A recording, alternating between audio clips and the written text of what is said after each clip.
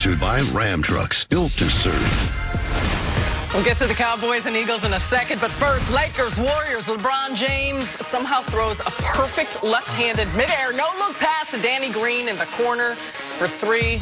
All right, you guys can say this is hyperbole. I don't care. This is the greatest pass that didn't matter since Jason Williams did the elbow pass in the rookie game. That is a very narrow window, but this is as good of a pass that doesn't matter that. Yeah, confirmed. Can we get a list? Can we get a list on those passes? Oh, here's another one. This one's done dropping dimes. Okay. Look at that. Connecting with Dwight Howard. Easy alley-oop.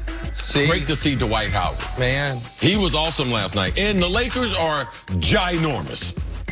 They're ginormous. They're going to cause a lot of problems for people with their height. They're going to potentially have where LeBron is their median-sized player on the court. If you have Avery Bradley and then Danny Green, LeBron, AD, and then whoever plays center. All right, Jazz Blazers. Jeff Green drives, finishes behind the basket. Layup.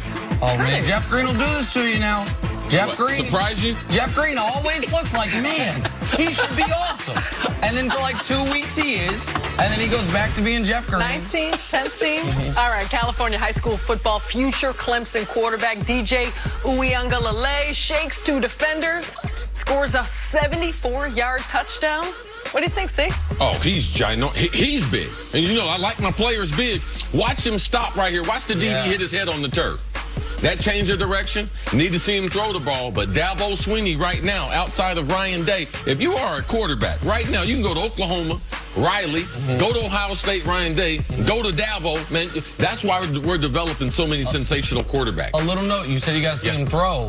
He's committed to Clemson to play football and baseball. Ooh. And so, baseball player, you think he maybe can throw? A little Patrick Mahomes, a little Kyler Murray, a little Russell Wilson? I like that frame, though. Yeah. All right, on to Sunday Night Football. The Cowboys playing host to the division rival Eagles. Dallas looking to get back on track after losing their last 3 games. Ezekiel Elliott is off to the slowest start of his career, and it won't get much easier against an Eagles defense that allows the second fewest rushing yards per game. Here's what Zeke had to say about what he expects Sunday night. Always a big game, division rival. We know them very well. They know us very well. It's always a tough fight. So, I mean, we know they're going to come out there and give it all they got. They're in the same situation as us. So, I mean, it's going to be a dogfight. Dogfight. All right, see, how should the Cowboys offense attack this Eagles defense? Now, this is difficult because when you don't have your starting left tackle, you don't have your right starting tackle, it's so easy and simple to say, they got to be able to run the ball. But Jason Garrett, Kellen Moore, the new offensive coordinator, they're going to have to be very, very creative because we know NFL game typically 65 to 75 plays you're going to have. So they're going to have at least have to have 35 runs or something in there. So for me, I'm going to have to try to get my wide receivers involved, Nick. If Amari Cooper is healthy, Tavon Austin, he's going to be involved in the running game because I can't just knock Philadelphia off the ball. Even if I had my starting offensive line, Philadelphia doesn't have that type of defense line. You're going to be able to do that. So we got to be able to trick them a little bit. And this is a game. I know Dak ain't signed his contract. Dak might have to carry the ball 8 to 10 times. That's the way I would tackle. I would bring back the read option, which also gives them the ability to be able to pass, get those linebackers sucked up. But I'm going to be creative in my running game, knowing that I got a second-teamer at left tackle, I got a second-teamer at right tackle. I'm going to tell my quarterback, don't put on your throwing pads, put on your big boy pads, because we're going to be running a lot of read option, you and Zeke, and sometimes you coming up, hitting the guy with a quick strike in the middle of that defense. That's the way I would go about it if I'm the Dallas Cowboys, given the injuries. I'm glad, sorry to interrupt, I'm glad you mentioned the injuries. The Cowboys are approaching a critical mass on the injuries as far as key players because the injuries are in clusters.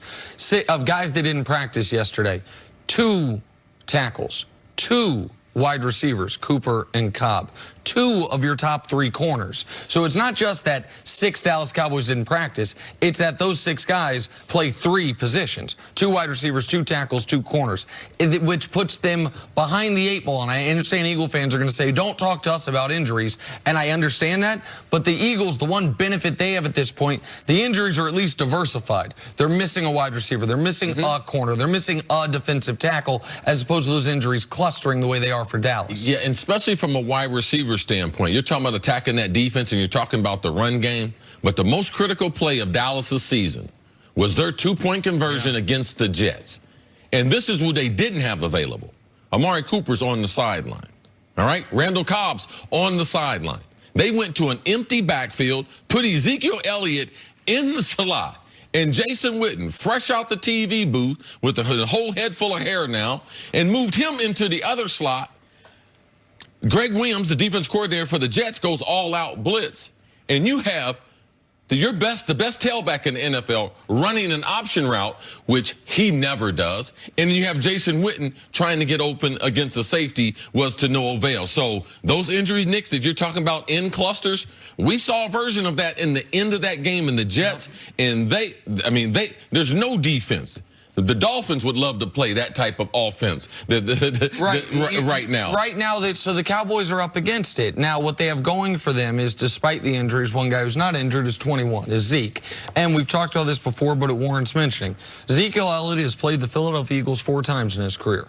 He has left the field a winner all 4 times. He has averaged in those 4 games 167 scrimmage yards. Say that again. 167 scrimmage yards, about 115 rushing, about 50, a little more than 50 receiving. He has been a dominant player in this matchup, and this has been a matchup between, over the last 3 years, the 2 teams that have won this division. It's gone Dallas, Philly, Dallas. So even with your banged up offensive line, I do think the game plan will be to feed Zeke, because in addition to the banged up offensive line, you do have the banged up receiving corps, so the passing game is not going to be as available to him. I think your point about having some of your running game be Dak Prescott, Dak being more involved in that, like we saw at points in last season, is a really good one.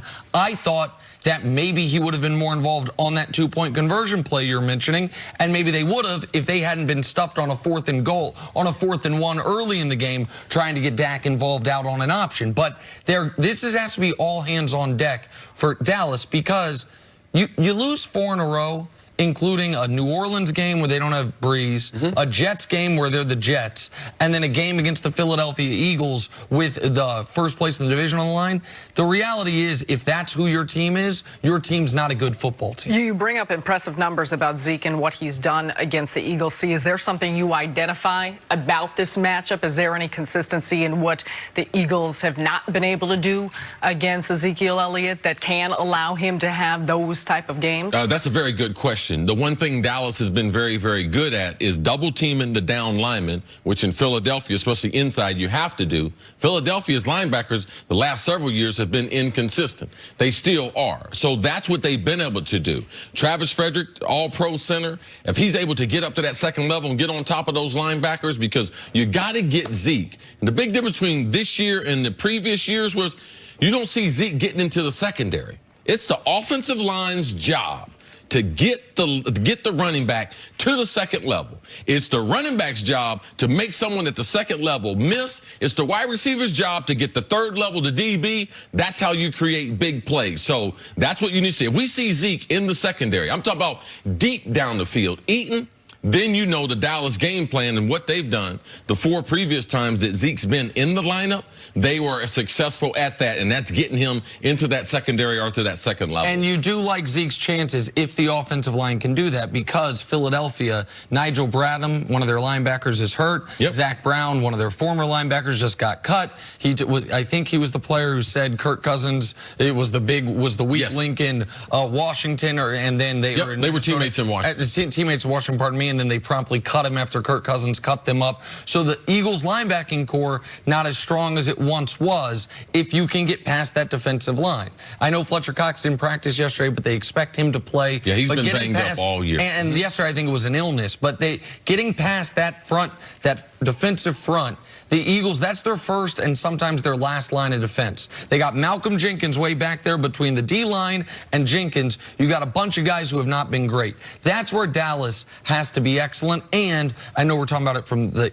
Cowboys offense versus Eagles defense. This Cowboys defense has to get to Carson Wentz. DeMarcus Lawrence and Frank Clark are hanging out in the same club. The pass rushing DNs that got paid this summer that have done nothing thus far this year, he needs to have a big football game in order for the Cowboys to win. All right, we'll get into this more later in the show, but coming up, why is Patrick Mahomes already being compared to John Elway and Aaron Rodgers? That's next on First Things First. Nick, did you say that? Did I? Well, no.